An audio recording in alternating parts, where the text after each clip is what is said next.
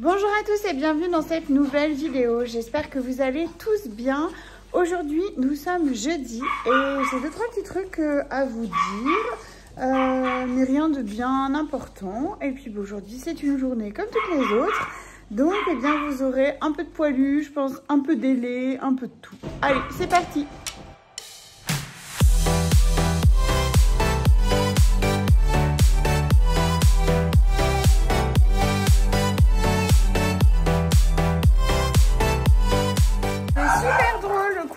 Parce qu'on fait aboyer tout le monde et on court dans tous les sens.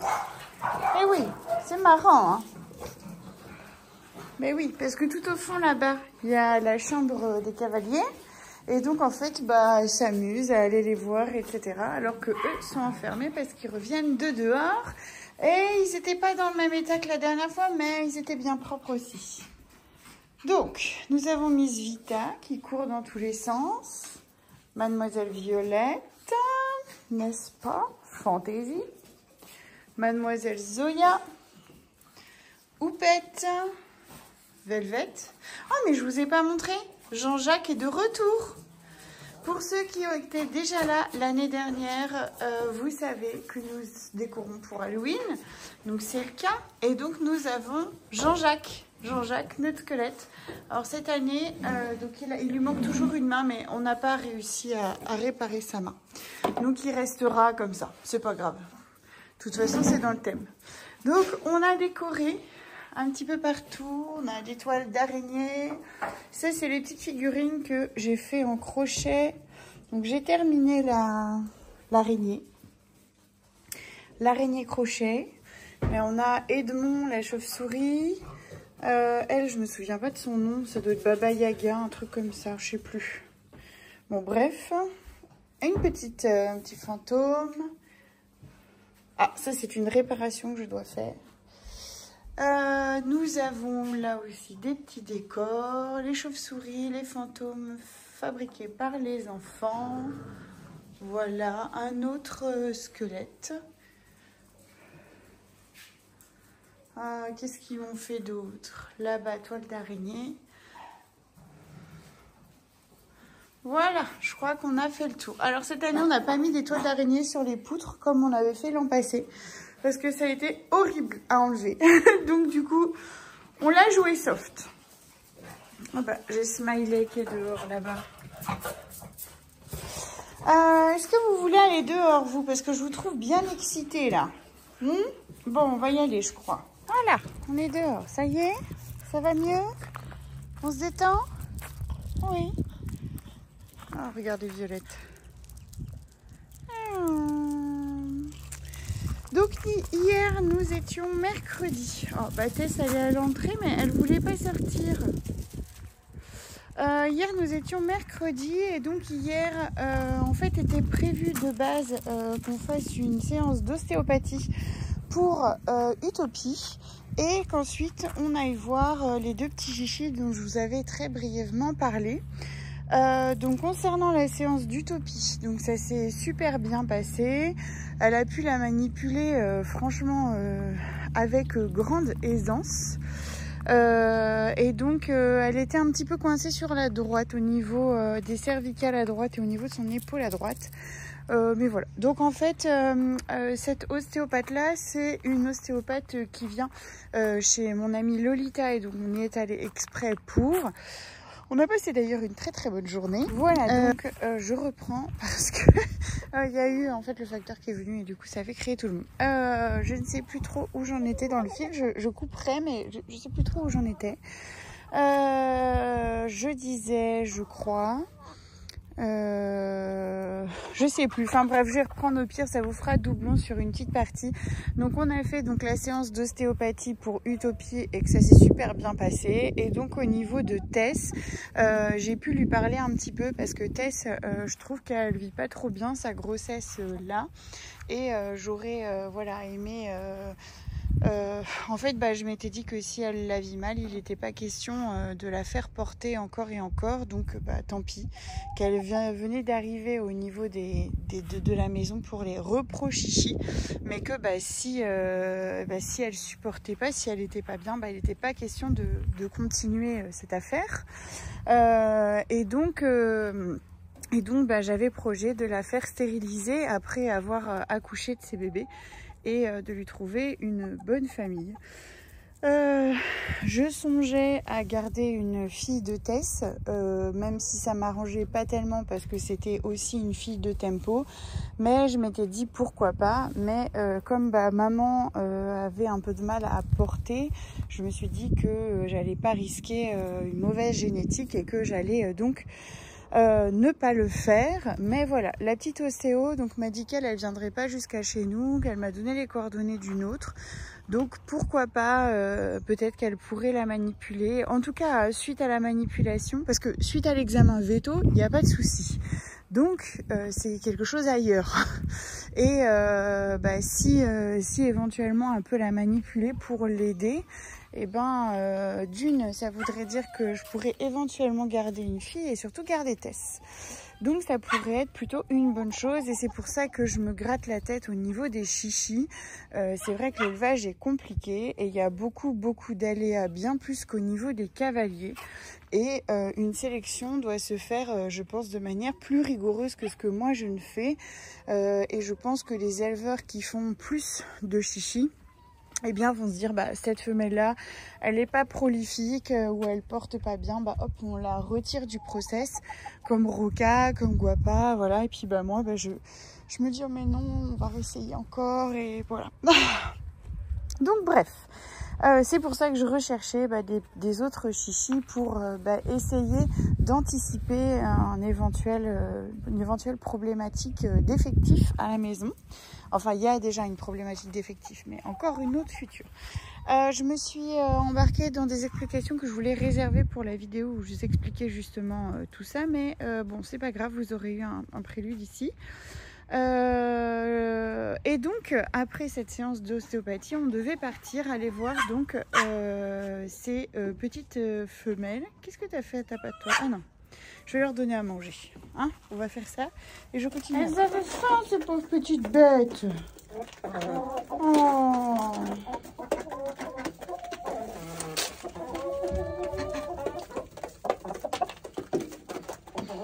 Et je suis là. Non, le pantalon est tout propre. Oui, j'étais partie super longtemps, on se rend pas compte. Ah oui, surtout que vous ne me voyez pas en plus à côté. Et donc, en fait, j'ai contacté la personne qui les vendait en disant voilà, alors du coup on se retrouve où, pour quelle heure, machin. Elle me dit non, je les ai déjà vendus. Ah d'accord. Donc bon, c'est que ça devait pas se faire comme ça. C'est pas très grave en fait, parce que je vous avoue, autant il y avait donc un couple, une petite femelle et un mâle, mais qui était plus âgé. Et j'étais pas spécialement enclin à vouloir reprendre des adultes, ou en tout cas des jeunes adultes, pas des plus âgés. Mais bon, la petite femelle me plaisait beaucoup, et le mâle nettement moins. Mais je m'étais dit que ça me coûtait rien d'aller les voir parce que c'était pas très loin, enfin c'était à 2 heures de route. Donc j'aurais pu, mais ça s'est pas fait, et puis c'est pas grave. À la base, la personne voulait absolument que je vienne le samedi, mais samedi j'avais le départ de Violette, et pour moi c'était l'urgent de la journée, l'important de la journée, que Violette parte dans de bonnes conditions, que sa famille, on puisse répondre à toutes les questions. Je voulais absolument pas que ce soit fait en speed, mais je voulais prendre le temps, voilà. Et donc j'avais dit non, mais bon, du coup, tant pis. Voilà. Donc je suis toujours à la recherche, mais une recherche moins active. Je check un petit coup de temps en temps et on verra bien sur ce que le destin nous mettra sur notre route. Hein, donc voilà. Autre chose que je voulais évoquer aujourd'hui, je sais qu'il y en avait 3, donc on en a déjà fait 2. Et la troisième chose, ah oui, et non, pas des moindres, mais bon, c'est mieux qu'avec Scarlett. Donc en fait, Nala est partie, elle est partie mardi. Elle est partie mardi de la maison. mercredi, je sais plus, enfin bref. Elle est partie en début de semaine et alors elle est partie à 5 km de la maison, chez des amis qui ont déjà un petit chiot qui est né à la maison. Donc je crois que je vous en avais déjà parlé, ça me parle. Et donc du coup, en fait, Nala revient vers nous soit samedi, soit dimanche, parce que partant en vacances, et j'ai dit qu'on n'allait pas redéménager encore Nala dans une autre famille, etc., qu'elle reviendrait à la maison. En fait, c'était l'occasion de faire un essai là, parce qu'ils étaient présents chez eux, et au moins, ils peuvent voir si ça se passe bien avec leur petit chien ou pas. Donc l'entente a l'air d'être plutôt cordiale. Ils s'ignorent un peu, mais en tout cas, il n'y a aucune agressivité. Et donc, ça se passe plutôt bien. Et je vous avoue que pour Scarlett, ça a été davantage compliqué parce que je ne connaissais pas les personnes avec qui elle est partie, même si là, au vu des vidéos et des photos, je sais que j'ai fait le bon choix, mais sur le moment, j'étais très inquiète. Alors que là, je les connais, on les voit tous les jours. Enfin, voilà, ça fait des années qu'on se côtoie. Donc, j'ai aucune inquiétude en fait. Je sais qu'elle y sera bien et que si ça ne va pas, je peux même y aller à pied, quoi. Enfin, donc voilà.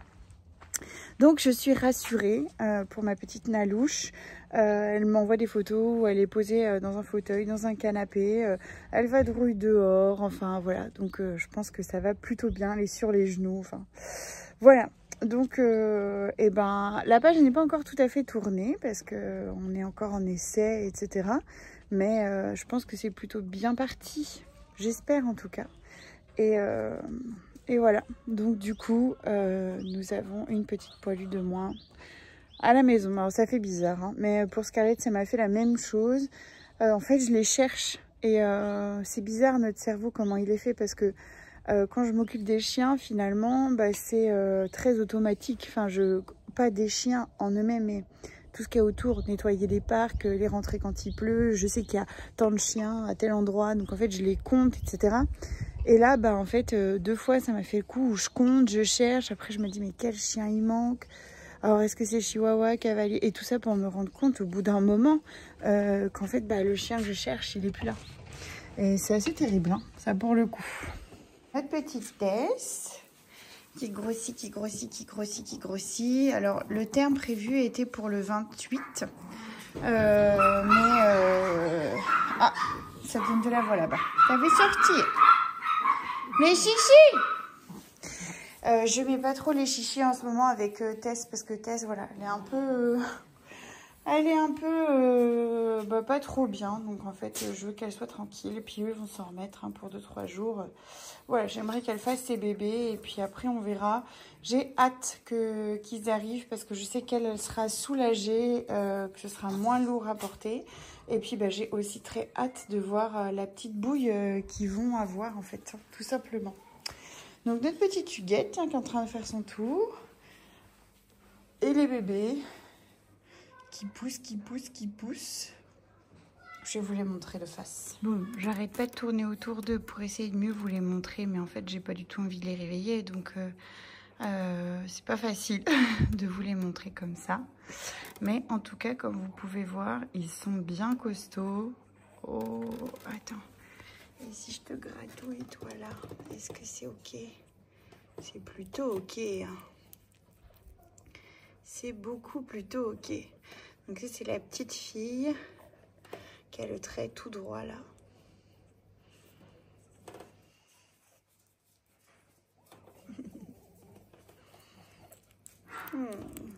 Elle est douce la vie, hein. Vas-y ma guéguette. Vas-y. Non, je peux. Vas-y, fais ce que tu as à faire. Hein. C'est ça. Là aussi, on a une autre petite fille. Ici, là. Oui. Alors, toujours Huguette avec ses sabots de veau. Hein. Et on a le petit garçon. Peut-être j'ai coupé le film. Je pense que lui, ouais, je vais réussir à vous le voir. Ah, non, je vais pas réussir. Ah, puis il est flou. Ah non, il n'est pas flou. Voilà, le petit garçon.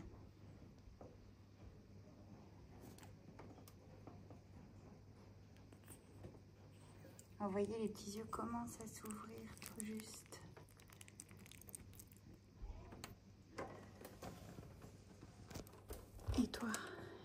câline là, ça donne quoi?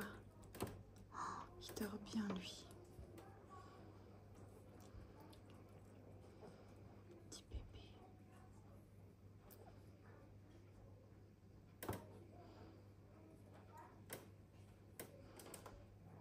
Petite patte.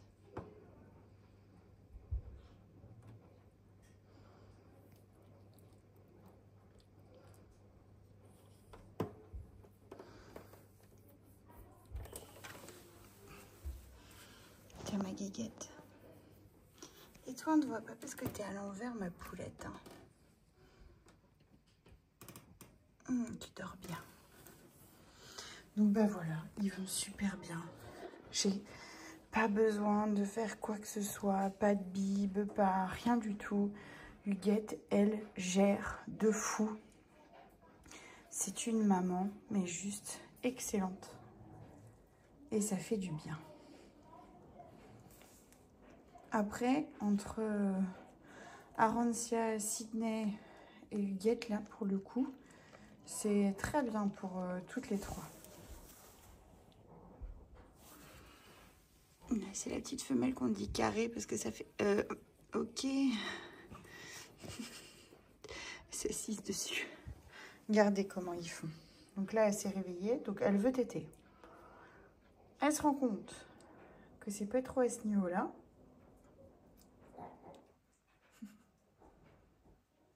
Ah, ah.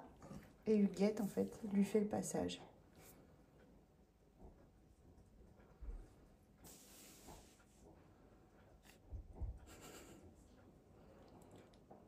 Ils sont plus larges que hauts.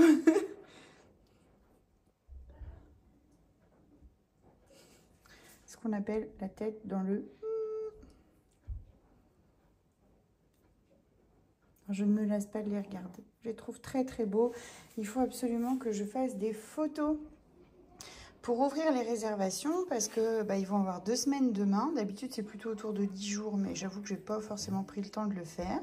Et puis, j'ai pas trop vu le temps passer, cela dit. Et donc, du coup, il faut que, voilà, faut que je prenne des photos individuelles des bébés et puis que je puisse les mettre sur le site internet. Et puis, voilà, définir les prix, etc. pour eux. Définir les prix, alors ils seront différents parce que ces petits-là, en fait, ne seront pas inscrits au LOF. Souvenez-vous que Huguette, elle est issue d'un mariage avec 2 parents LOF, mais la maman n'était pas confirmée. Maman qui est arrivée gestante à la maison. Et donc, c'était trop tard pour revenir en arrière. Donc maintenant, sa maman est confirmée. Et Husky, Huguette est issue d'un mariage de parents LOF, mais pas confirmé. Et Husky et LOF est confirmé. Mais dans tous les cas, c'est des bébés de pure race, hein, automatiquement. Ça peut pas en être autrement. Mais ils n'auront pas de pédigré. Donc en fait, vous ne pouvez pas faire d'exposition canine. Vous pouvez pas... voilà, c'est des petits chiens de compagnie, tout simplement.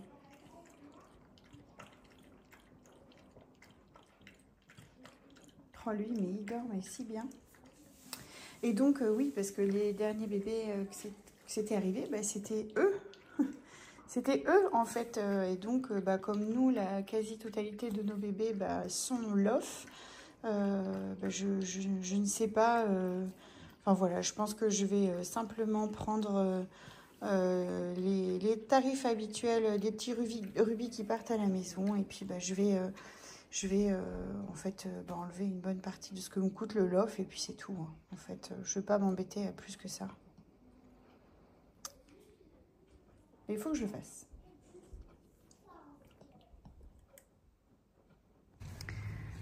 Allez, on est arrivé au pré des chevaux. Oh, un petit trop pour mon vovo. C'est pas souvent. Ah, c'est tout. Oh, c'est dur, hein. Pouh. Aussi sportif que sa mère.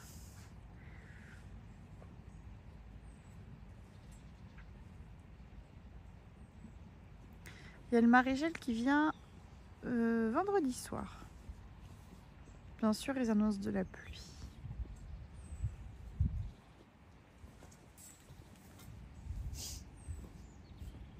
Ils sont bien au soleil là.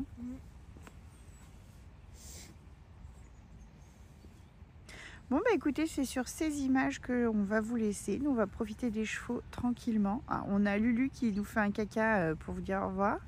J'espère que cette vidéo vous aura plu. Si c'est le cas, bah, n'oubliez pas le petit pouce bleu, n'oubliez pas le commentaire qui fait toujours plaisir. Et surtout, n'oubliez pas de vous abonner à notre vidéo pour suivre nos aventures. On vous embrasse tous. Prenez soin de vous, de vos proches et de vos poilus. Allez, les bisous. Tu vas faire un bisou, Scott?